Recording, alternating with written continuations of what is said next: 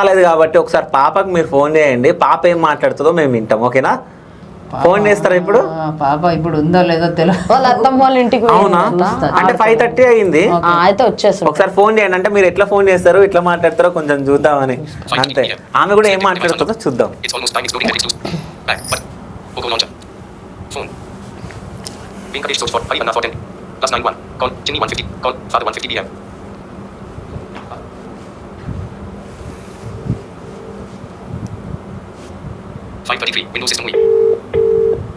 Mic దగ్గర పెట్టుకో అట్లా.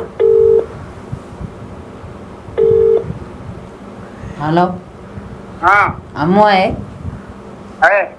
हाँ अम्मू को जाओ एक बार फोन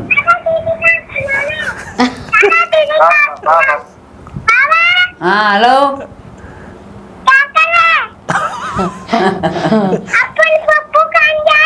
कहीं को जा रहे अम्मू खाना खा लिया? ఏం తిన్నది అడగండి. क्या खाए? अम्मू खाना क्या खाए बात करना क्या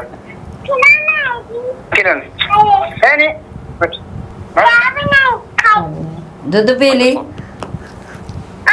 दूध पी ली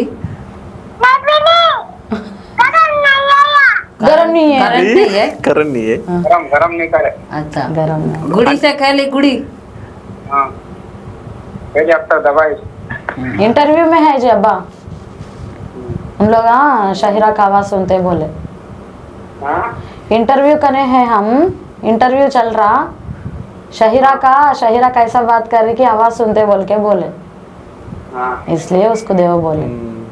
अरे बात होगा उन्हें नहीं बात करता अब। बस बस లేదు లేదు, ఎంజాయ్ చేసినట్టు దాడుకుంటున్నట్టుంది కదా. అవును. నిన్న మొన్న బర్త్డేకి ఏమంటుంది వాళ్ళ తాతతో వాళ్ళ బాగా తాతతో ఆడుకుంది. ఆహా, కాదు 3 years లోనే బాగా మాట్లాడుతుంది కదా, అల్లరి చేస్తున్నట్టుంది బానే. బాగా నేను చెప్పినా కదా చాలా యాక్టివ్ అని. ఓకే మా తాత అంటే బాగా ఇష్టం ఆమెకు, ఓకే. చాలా అంటే మాకంటే ఎక్కువ తాత అంటేనే బాగా ఇష్టం. కానీ మంచిగా మాట్లాడుతుంది అసలు, సౌండ్ గానీ. మొన్న గిఫ్ట్ వచ్చింది ఒక బొమ్మ, గిఫ్ట్ దాంతో ఆడుతుంది. దాంతో ఆడుతుంది అన్నమాట. ఓకే. అది సో పాపను ఏం చేద్దాం అనుకుంటున్నారు, అంటే ఏం చేపిద్దాం అనుకుంటున్నారు పాపను? అంటే మీలాగానే సింగర్ని చేస్తారా లేకుంటే నాన్నతో ఏమైనా మాట్లాడతారా మీరు? వద్దులే, మాకు కావాల్సింది పాప. నాకు తెలుసు. ఓకే పాపనంటే మాకు అట్లేం లేదు, తనకి ఏది ఇంట్రెస్ట్ ఉంటే అది. ఎందుకంటే మన ఇంట్రెస్ట్లను వాళ్ళ మీద రుద్దొద్దు. అవును, వాళ్ళకి ఇంట్రెస్టెడ్గా వాళ్ళకి ఏదైనా చేయాలనిపిస్తే అది చేస్తేనే వాళ్ళు హ్యాపీగా చేయగలుగుతారు. మనకు నచ్చింది చేపిస్తే ఏదో వాళ్ళు చెప్పారు కదా అని చేస్తారు, కానీ వాళ్ళకి నచ్చింది చేస్తే ఆ వర్క్ మీద వాళ్ళకి ఇంకా ఎక్కువ ఇంట్రెస్ట్ ఉంటుంది. కాబట్టి తనకి ఏది ఇష్టమైతే అది. ఓకే. ఎప్పుడన్నా పాప గురించి మీరు ఏడవడం జరిగిందా? చిన్నగా ఉన్నప్పుడు అన్న ఆకలికి పాప తట్టుకోకపోయేది, మిల్క్ కోసం చాలా ఇబ్బంది పడేది, ఏడుపు వస్తుండే బాగా నాకు. ఓకే.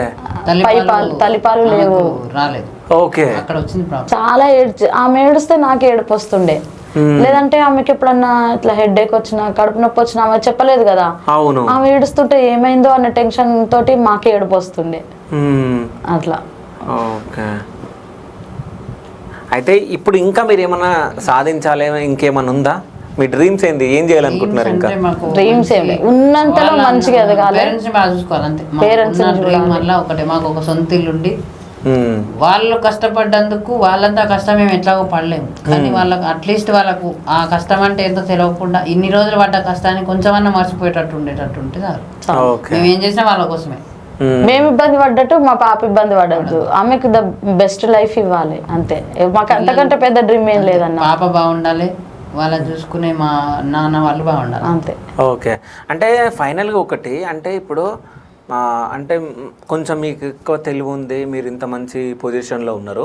కొంతమంది ఇళ్ళల్లో ఎట్లుంటుందంటే వాళ్ళ ఇంట్లో కొంచెం బ్లైండ్ పిల్లలు ఉన్నా వాళ్ళని ఇంట్లోనే పెట్టుకుంటారు, అంటే ఎక్కడికి పంపించకుండా, అంటే మళ్ళీ బయటికి పంపిస్తే ఏమనుకుంటారో సమాజం, అట్లా ఉన్నారు కదా. సో ఇప్పుడు మీరు ఫోన్ టెక్నాలజీ ఒకటి వాడుతున్నారు కదా, దాని గురించి ఒకసారి చెప్పండి. అంటే ఎవరి ఇళ్ళల్లో పిల్లలు ఉన్నారో వాళ్ళకి అది నేర్పిస్తారా అనేది నా ఉద్దేశం. యాక్చువల్గా విషయం ఏంటంటే ఇవి మనం చెప్పుకున్న లాభం లేదు, ఎందుకంటే జస్ట్ వాళ్ళు వింటారు, ఓకే. చాలా మంది దరిద్రంగా చేసే పని ఏంటంటే అది అది మనకు బ్లైండ్ వాళ్ళకి చాలా సిగ్గుచేట అది. ఎందుకంటే ఇప్పుడు పెన్షన్ వస్తుంది కాబట్టి వాళ్ళని కరెక్ట్గా చూసుకుంటారు ఇంట్లో. ఓకే. అది కానీ రాకపోతే వాళ్ళ పరిస్థితి అంతే. ఓకే. చాలా మంది బ్లైండ్ వాళ్ళకి వాళ్ళ పేరెంట్స్ దగ్గర నుంచి కరెక్ట్ అంటే అందరిని అట్లా ఇచ్చేయలేము.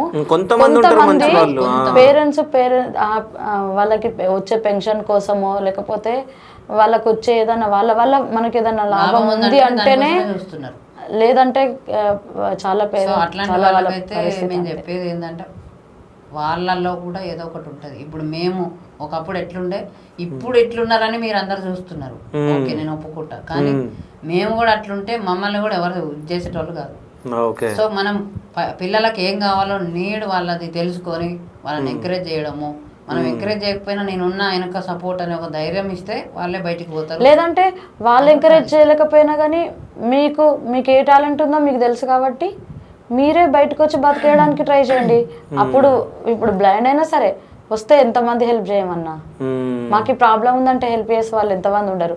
మాది చాలా చిన్న కమ్యూనిటీ, బ్లైండ్ కమ్యూనిటీ. ఎంతమంది అరే వీడికి ప్రాబ్లం ఉందంట అంటే డెఫినెట్గా వస్తారు. యాక్చువల్గా మనం ఏం చేయాలంటే అందరిలాగా నార్మల్స్ అయితే వాళ్ళు ఏమైనా చేసుకోండి అని వదిలేస్తారు. అదే వదిలేయడం వాళ్ళని వదిలేసి టైం వేస్ట్ చేయడం కన్నా వాడు ఏదో చేసుకుంటాడని కాదు, వాడు ఏదైనా చేస్తాడేమో అని వీళ్ళని ఒక్కసారి వదిలేస్తే అప్పుడు వాళ్ళే డెఫినెట్ గా సాధించుకోవాలి. ఖచ్చితంగా సాధిస్తారు, నాకైతే నమ్మకం. కానీ నేను నిజం చెప్తున్నా, నాకన్నా మీరిద్దరు తోపులు.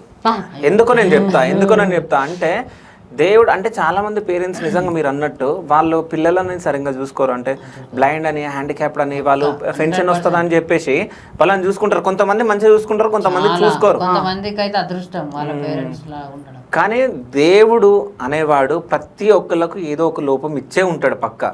మీకు కళ్ళు కనిపించట్లేదు, ఒకళ్ళకి తెలివి ఉండదు, ఒకళ్ళకి తొందరగా జ్ఞాపక శక్తి ఉండదు, ఇట్లాంటి అన్ని మంచిగున్న ఏదో ఒక లోపం అనేది దేవుడు పక్క పెడతాడు. సో మీకున్న లోపాన్ని మీరు జయించి మీరు ఒక పొజిషన్ లో ఉన్నారు, మంచి స్టేజ్ లో ఉన్నారు. సో మిమ్మల్ని చాలా మంది ఇన్స్పిరేషన్ గా తీసుకొని వాళ్ళు కూడా అంటే మంచి పొజిషన్లో ఉండాలని చెప్పేసి నా మనస్ఫూర్తిగా నేను కోరుకుంటున్నా.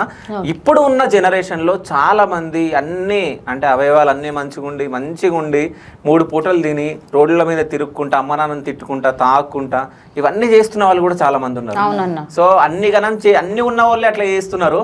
సో వాళ్ళన్నా మిమ్మల్ని చూసి సిగ్గు తెచ్చుకుంటారు. అట్లాంటి వాళ్ళన్నా తెచ్చుకోవాలి కూడా. ఎందుకంటే పైసలే పరమాత్మ కాదు. పైసల్ని ఎట్లా వాడకానికి ఉపయోగించాలి కానీ పైసని మనం గౌరవించద్దు.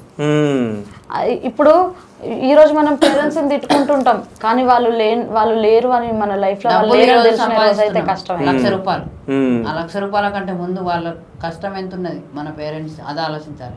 ఈ రోజు మనం కోట్లకు ఉన్నాం, ఆ కోట్లు రావడానికి కారణం ఎవరు దాన్ని ఆలోచించాలి.